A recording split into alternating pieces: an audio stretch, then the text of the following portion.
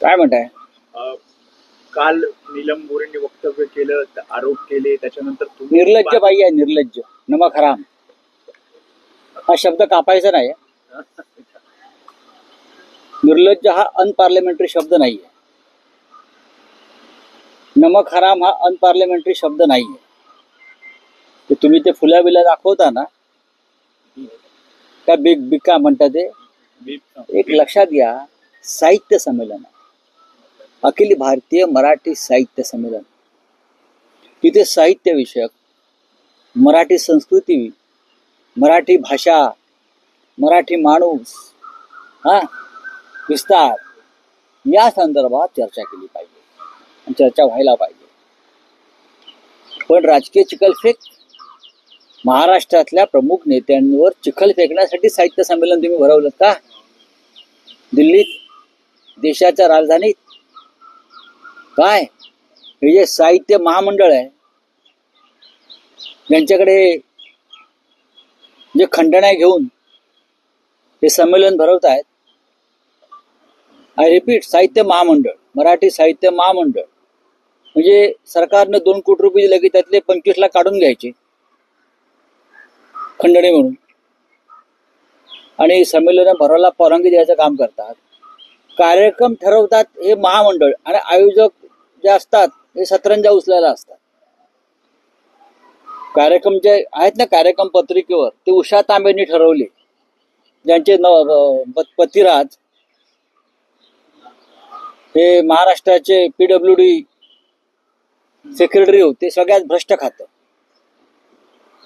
हे मराठी भाषेवरती, राजकारणावरती कार्यक्रम ठरवणार. नीलम गोरे यांचं कालचं जे वक्तव्य आहे ही त्यांची विकृती आहे. त्यांनी काय विधान केलं वगैरे सोडून द्यावं. ज्या घरात तुम्ही खाल्लं त्यावेळेला आमदार झालात, उद्धव ठाकरे, मला आठवतंय बाळासाहेब ठाकरे म्हणाले, कोण बाई आणली तुम्ही पक्षामध्ये? सुरुवातीला हिंदुहृदय सम्राट बाळासाहेब ठाकरेंनी प्रश्न केला, हे कुठलं ध्यान आणलंय पक्षात बाहेरचं आपल्याला शिव्या घालणार आयुष्यभर? तरी आता काही लोकांच्या मर्जी खातर त्या आल्या गेल्या, 4 वेळा आमदार झाल्या आणि जाताना ताटामध्ये घाण करून गेल्या. या बाईंचं कर्तृत्व काय विधान परिषदेतलं हे जर समजून घ्यायचं असेल तर पुण्यामध्ये, पुणे महानगरपालिकेमध्ये आमचे गटनेते होते अशोक हरनाळ म्हणून, त्यांची मुलाखत घ्या जाऊन. त्यांच्याकडून धमक्या देऊन हे जेव्हा पुण्याचं प्लॅनिंग DP सुरू होतं तेव्हा कोणाकोणाच्या नावावर या बाईंनी कोट्यावधी रुपये गोळा केले. गटनेते अशोक हरनाळ, जा त्यांची मुलाखत घ्या, मग हे मर्सिडीज प्रकरण काय आहे त्यांना कळेल. आमचे नाशिकला माजी महापौर आणि शिवसेनेचे आमचे स्थानिक नेते आहेत विनायक पांडे, त्यांना उमेदवारी देण्यासाठी शिवसेनेची या बाईने किती पैसे घेतले होते जाऊन त्यांनाच विचारा, विनायक पांडेला.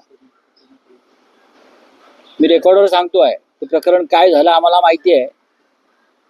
विनायक पांडेने पैसे कसे वसूल केले या बाईकडून नंतर हे पण विनायक पांडेंची, अशोक हरनाळ यांची मुलाखत घ्या. अजून तुम्हाला काही नावं देईन 2 दिवसांनी.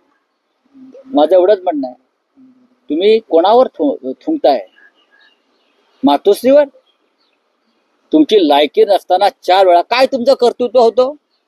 माझ्या कर्तृत्वावरती मला बाळासाहेबांनी आमदार, तुम्हाला बाळासाहेबांनी आमदार केलं नाही.